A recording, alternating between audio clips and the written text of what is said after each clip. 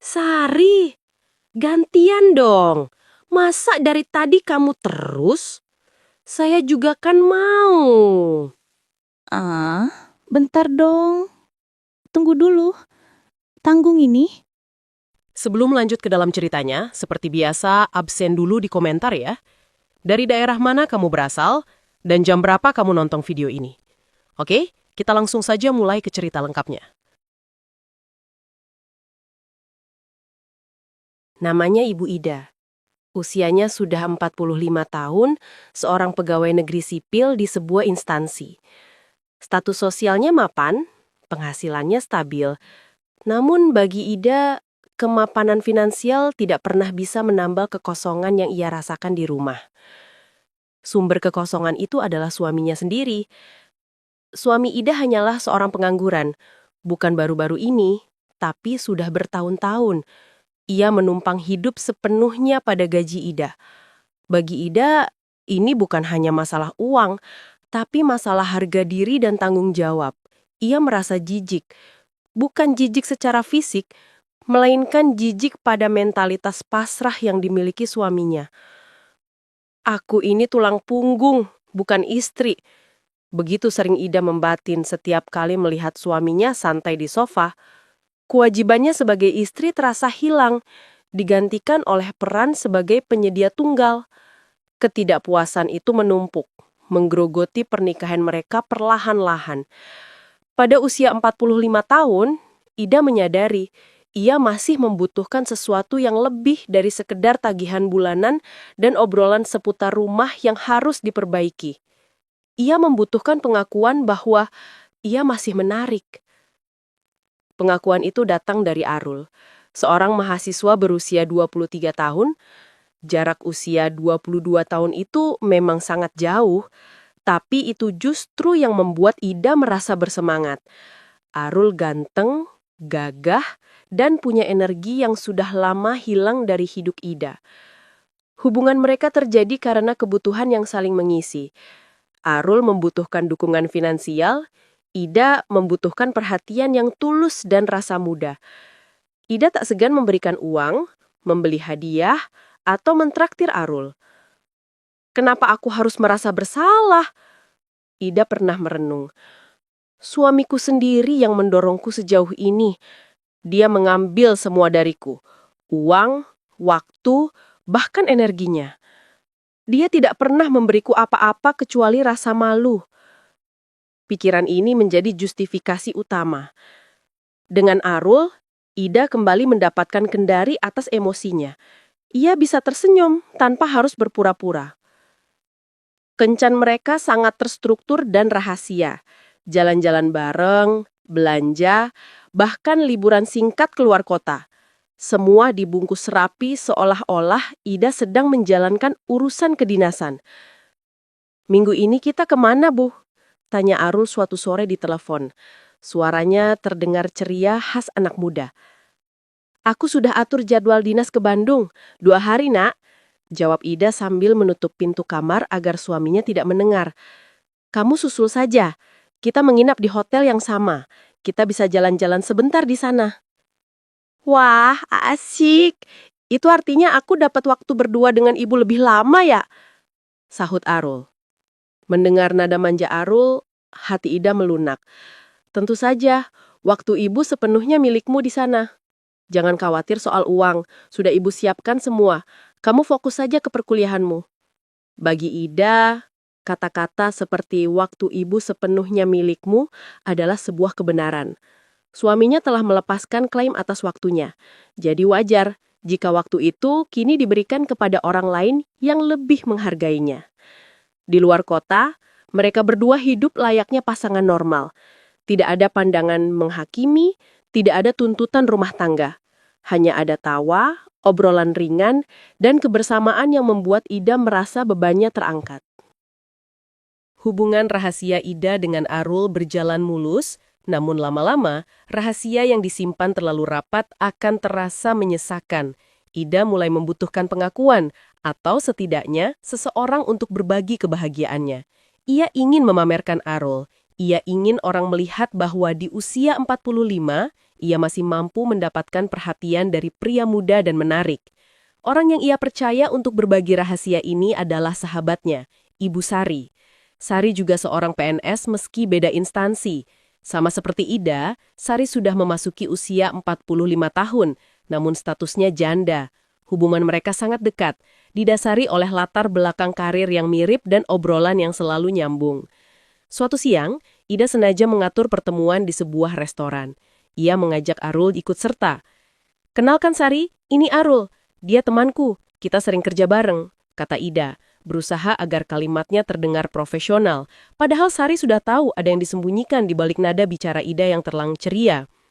Ida sengaja duduk berdekatan dengan Arul, sentuhan-sentuhan kecil yang ia pamerkan seolah mengatakan, "Lihat, aku punya ini."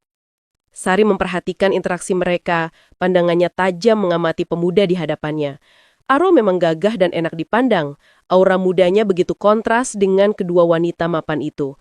Obrolan mengalir santai hingga Arul melihat jam tangannya.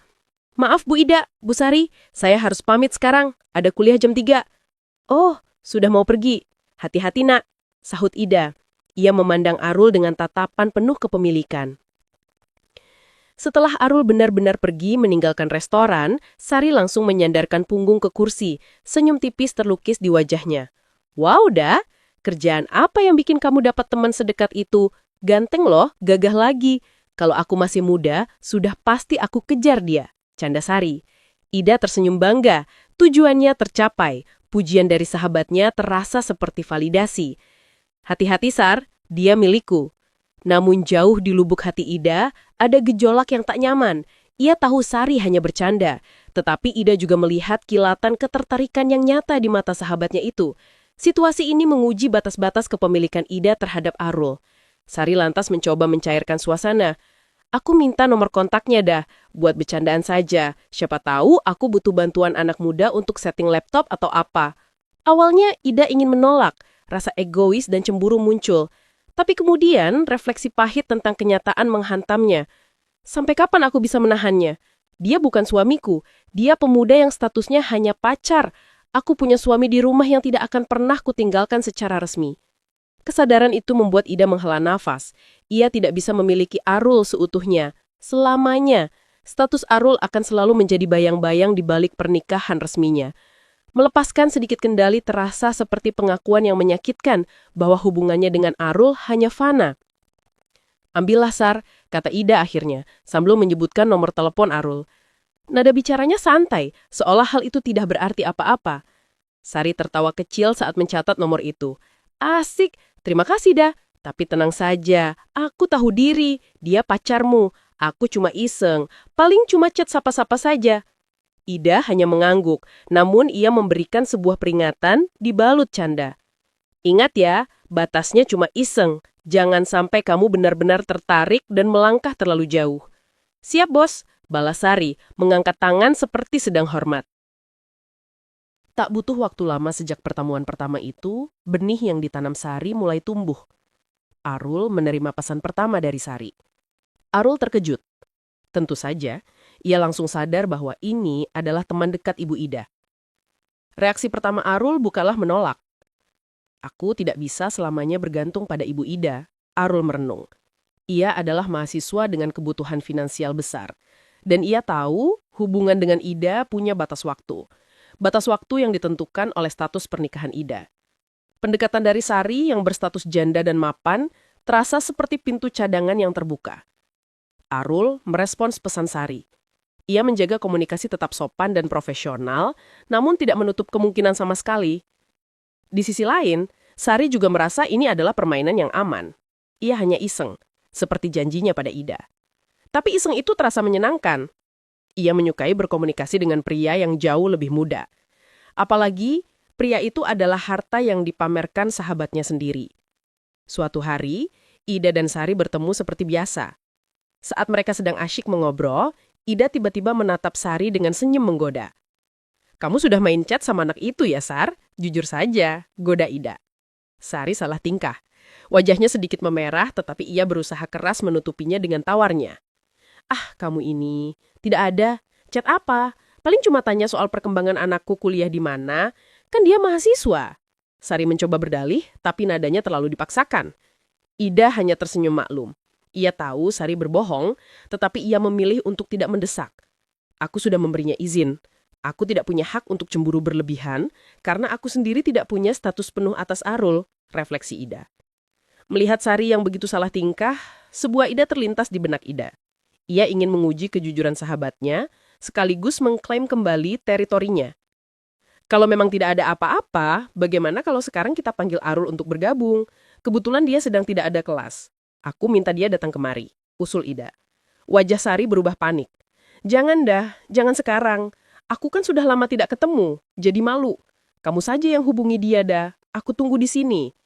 Ida tahu, rasa malu itu adalah gabungan antara rasa bersalah dan ketertarikan yang tak terakui. Ida pun menghubungi Arul. Tidak lama kemudian, Arul datang. Begitu Arul tiba dan duduk bersama mereka, suasana yang tadinya santai langsung dipenuhi ketegangan yang hanya bisa dirasakan oleh Sari. Ida, sebagai pemilik sah Arul, bersikap sangat romantis dan manja. Ia sering menyentuh lengan Arul saat berbicara, dan tatapan matanya menunjukkan keakraban yang mendalam. Sari menyaksikan pemandangan itu. Ia berusaha ikut terlibat dalam obrolan, namun gerak-geriknya terlihat kaku. Setiap kali Arul tertawa karena candaan Ida, Sari merasa ada tusukan kecil. Ia mulai mencoba mencari-cari perhatian Arul, memberikan komentar yang lebih keras atau bertanya langsung kepada Arul, seolah ingin menarik perhatiannya menjauh dari Ida. Kamu ini, Le, kok mau-maunya jalan sama ibu-ibu tua kayak Ida ini? Kata Sari, sambil menepuk pelan bahu Ida. Sebuah tindakan yang dimaksudkan sebagai candaan namun menyimpan sedikit kepahitan. Arul hanya tertawa sopan. Ah, Bu Sari ini, Ibu Ida ini sudah seperti ibu saya sendiri. Beliau banyak membantuku. Jawaban diplomatis Arul membuat Sari semakin kesal. Ia cemburu. Ia cemburu pada kemesraan yang diperlihatkan Ida, padahal ia tahu ia memiliki peluang yang lebih baik karena ia seorang janda. Namun di tengah semua rasa cemburu dan kecanggungan itu, Ida tetap santai. Ia melihat semua reaksi Sari sebagai konfirmasi bahwa Arul memang menarik.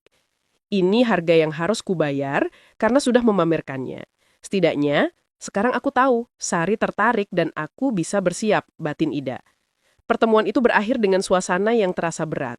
Sari merasa malu karena kecemburuannya terlihat jelas.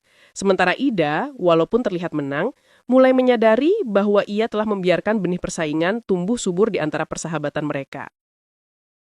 Kejadian canggung di pertemuan terakhir tidak merenggangkan persahabatan Ida dan Sari. Justru situasi itu menciptakan dinamika baru yang lebih terbuka, meski diiringi ketegangan tak terucapkan. Mereka kini berada pada jalur persaingan yang saling mengetahui. Peluang untuk menguji dinamika baru ini datang segera. Instansi Ida dan Sari kebetulan memiliki jadwal perjalanan dinas bersama ke Bogor. Mereka berdua pasti akan ikut dalam rombongan. Saat sedang merencanakan akomodasi, Sari melontarkan ide yang membuat Ida terkejut.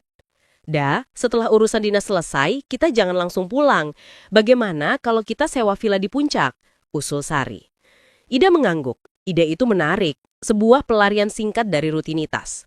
"Aku setuju, tapi biar seru, kenapa tidak ajak Arul juga?" lanjut Sari. Nadanya terdengar seperti ajakan biasa, padahal Ida tahu Sari sedang mencoba memajukan posisinya dalam permainan ini. Ida terdiam sejenak, menimbang-nimbang. "Aku memamerkannya di awal, aku memberinya kontaknya. Jika aku menolak sekarang, Sari akan berpikir aku takut kehilangannya," pikir Ida. Ia juga merasa dirinya sudah terlalu jauh tenggelam dalam drama ini. Lagi pula, jika mereka bertiga bersama, Ida masih bisa mengklaim Arul di depan Sari. Itu terasa lebih aman daripada membiarkan Sari mengambil Arul diam-diam. "Oke, aku setuju. Kita ajak Arul. Dia bisa menyusul langsung ke villa nanti," jawab Ida, menunjukkan bahwa dia masih memegang kendali atas Arul. Rencana pun disusun. Ida dan Sari berangkat bersama rombongan kantor. Sementara Arul sebagai orang luar berangkat sendiri dan menunggu mereka di villa yang sudah disewa di puncak. Setelah urusan dinas selesai, Ida dan Sari menggunakan alasan mendadak untuk tidak ikut rombongan pulang. Mereka langsung menuju villa, tempat Arul sudah menunggu. Malam itu, di tengah sejuknya udara puncak, Ida, Sari, dan Arul berkumpul. Tidak ada lagi kepura-puraan canggung. Ketiga orang dewasa ini duduk bersama, merayakan kebebasan singkat mereka. Mereka mulai dengan acara bakar-bakar sederhana. Saat mereka duduk berdampingan di sofa, suasana menjadi cair. Gimana nak, kuliahmu aman? Tanya Sari kepada Arul. Nadanya lembut, menunjukkan perhatian keibuan sekaligus ketertarikan. Aman Bu Sari, doakan saja lancar. Tadi juga baru selesai kirim tugas, jawab Arul. Ida menyelah. Tenang saja Sari, dia ini pintar dan dia selalu ingat untuk menghubungiku kalau ada masalah. Ida menoleh ke Arul sambil tersenyum penuh makna, sebuah klaim kepemilikan. Sari membalas senyum itu, namun matanya menyipit. Tentu saja dia harus ingat sama kamu dah, kamu kan dermawan sejatinya. Balas Sari, ada nada sindiran halus yang menunjukkan bahwa ia sadar sumber daya utama Arul adalah Ida. Malam semakin larut, mereka beralih ke sesi karaokean. Mereka bernyanyi, tertawa, dan sesekali menari konyol. Kebersamaan itu terasa nyata dan hangat. Setelah lelah bernyanyi, mereka memutuskan menonton film bersama di ruang tengah villa.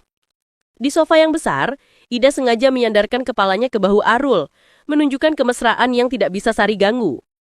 Sari duduk di sisi Arul yang lain, namun ia berusaha keras untuk tetap dekat Arul. Tangannya sesekali menyentuh lutut atau lengan Arul saat tertawa, seolah menandakan, aku juga ada di sini.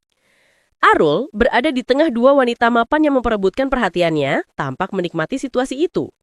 Arul tertawa pada lelucon Ida dan menanggapi pertanyaan Sari dengan serius. Saat malam semakin larut, Ida merenung. Situasi ini salah, tapi rasanya benar. Suamiku tidak akan pernah memberiku kebahagiaan ini. Jika aku harus berbagi Arul untuk tetap bisa merasakan hidup, maka aku akan melakukannya. Sepulang dari Villa Puncak, kebersamaan antara Ida, Sari, dan Arul tidak lagi bisa disebut sebagai insiden. Itu sudah menjadi rutinitas. Refleksi Ida semakin dewasa dan pahit. Aku sudah menikah. Aku terikat pada pria yang tidak kuhormati. Aku tidak mungkin memutus ikatan itu hanya demi seorang pemuda. Status Sari berbeda. Dia bebas. Kenapa aku harus menahannya jika dia memang bisa memberikan kebahagiaan penuh pada Arul?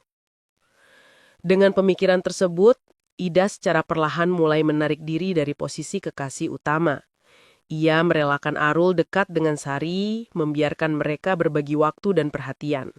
Mereka kini hampir setiap hari berkumpul, dan lokasi favorit mereka adalah rumah Sari. Rumah Sari jauh lebih aman. Sari seorang janda, tidak ada suami yang perlu dicurigai. Di sana mereka bisa bebas tertawa, mengobrol, dan bersenang-senang sampai malam hari tanpa harus khawatir menimbulkan masalah. Rumah Ida terlalu beresiko. Suaminya yang pengangguran selalu ada di rumah membatasi gerak Ida. Pertemuan mereka di rumah Sari sering berlanjut hingga larut malam. Biasanya, Ida dan Arul akan membubarkan diri sekitar pukul 10 atau 11 malam. Suatu malam, ketiganya sedang asyik menonton film sambil menikmati camilan. Waktu menunjukkan pukul 11 malam dan Ida mulai beranjak. Sudah malam, aku harus pulang. Besok pagi-pagi sekali aku sudah harus di kantor, kata Ida, berdiri dan mulai mengumpulkan tasnya. Arul ikut berdiri. Aku juga harus kembali ke kos Bu Sari, besok ada kelas. Saat mereka membuka pintu, seketika mereka disambut suara gemuruh air. Hujan turun dengan sangat deras, bukan sekedar gerimis, melainkan badai yang membuat jarak pandang terbatas dan jalanan pasti tergenang.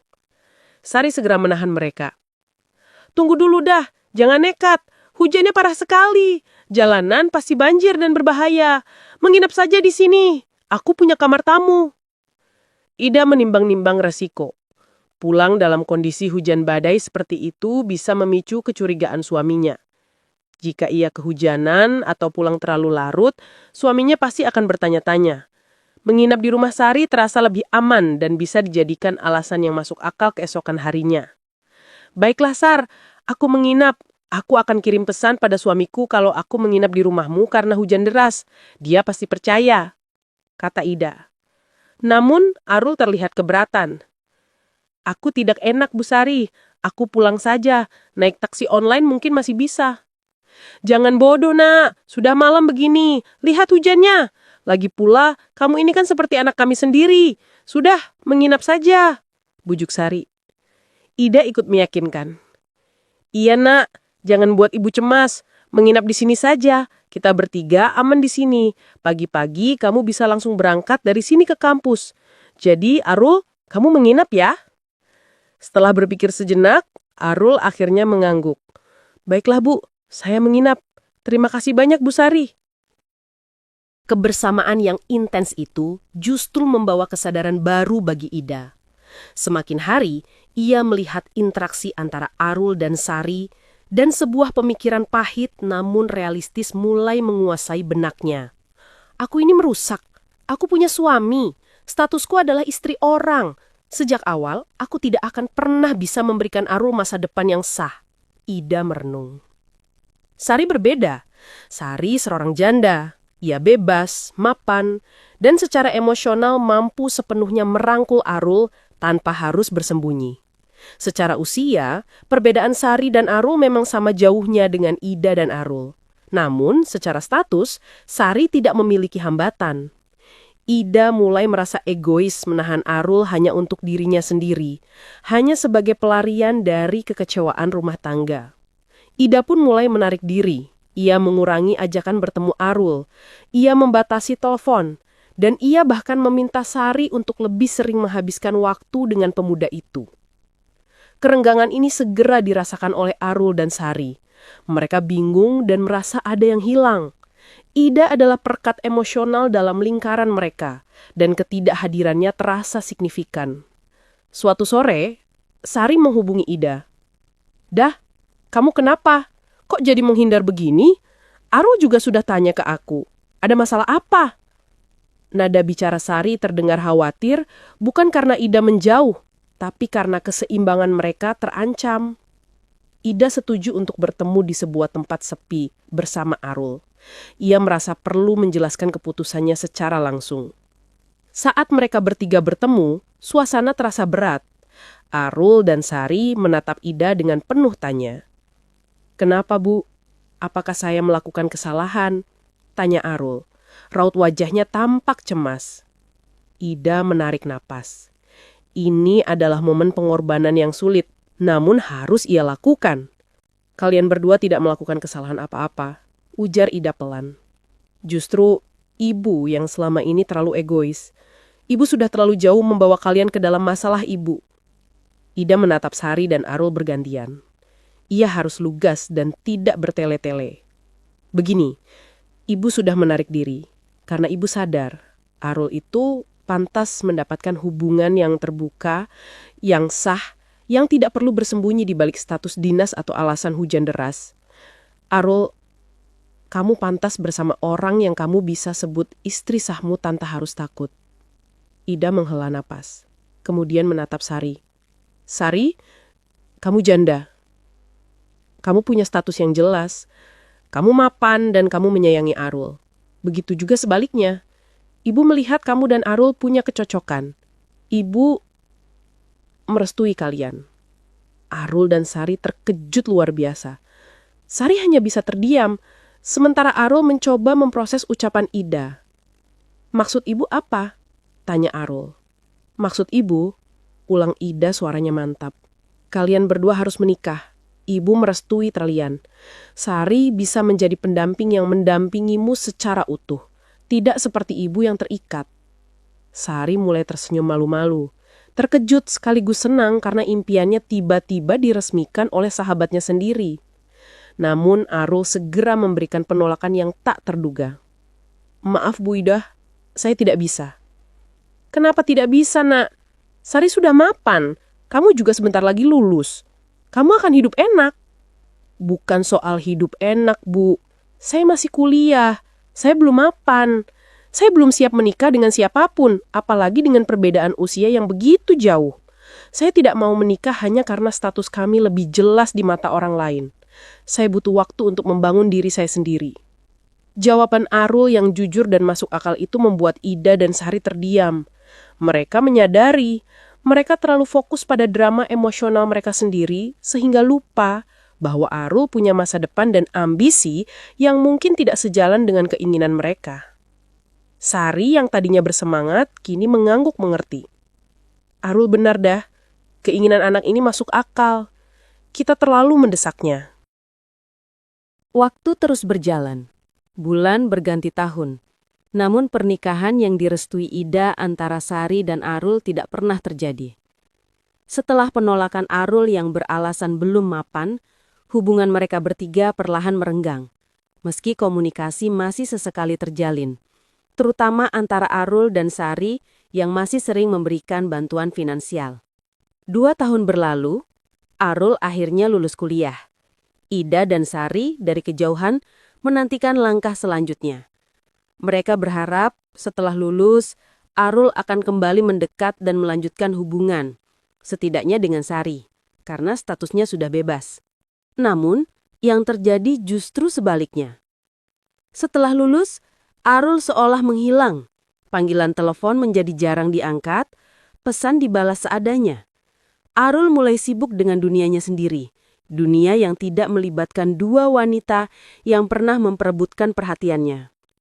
Kenyataan pahit akhirnya menampar Ida dan Sari.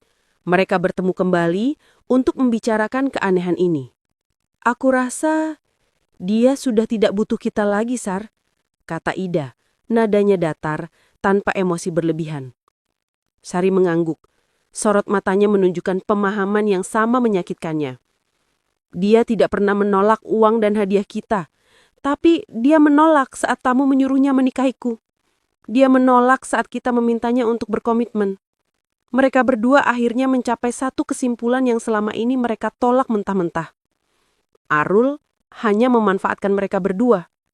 Mahasiswa ganteng itu tahu betul posisinya sebagai sumber validasi emosional dan sumber dana bagi dua wanita mapan yang kesepian. Setelah lulus dan mungkin mendapatkan pekerjaan yang layak, Arul tidak lagi membutuhkan support sistem finansial mereka. "Kami kira kami mengendalikan permainan, padahal kami yang dimainkan," refleksi Ida dengan getir. Kesadaran ini adalah pukulan telak yang membuat mereka sadar dari drama perselingkuhan dan persaingan yang memalukan. Mereka berdua sama-sama merasa bodoh. Mereka rela mengorbankan persahabatan hanya demi pria yang jauh lebih muda yang ternyata hanya melihat mereka sebagai ATM berjalan. "Kita ini terlalu fokus pada kegantengannya, Dak, sampai lupa diri kalau dia itu anak kecil, umurnya jauh di bawah kita," ujar Sari menyesali.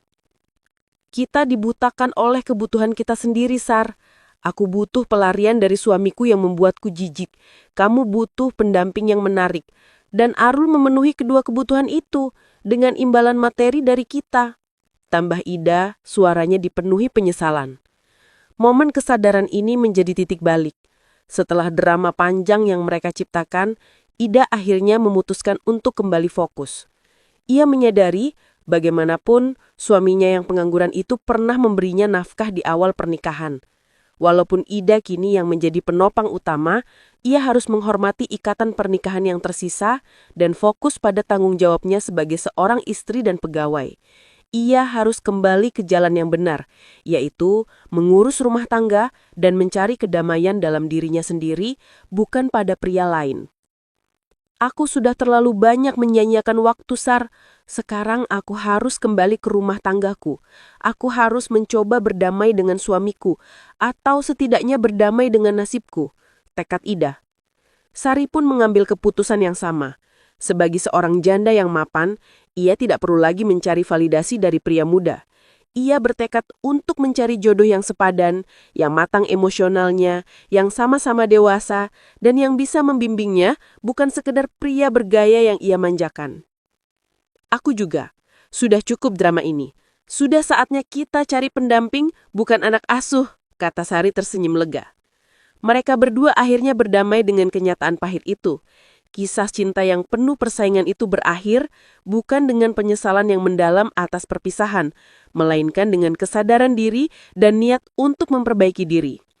Arul telah pergi membawa hadiah dan meninggalkan pelajaran berharga bagi dua wanita itu, bahwa kebahagiaan sejati tidak bisa dibeli.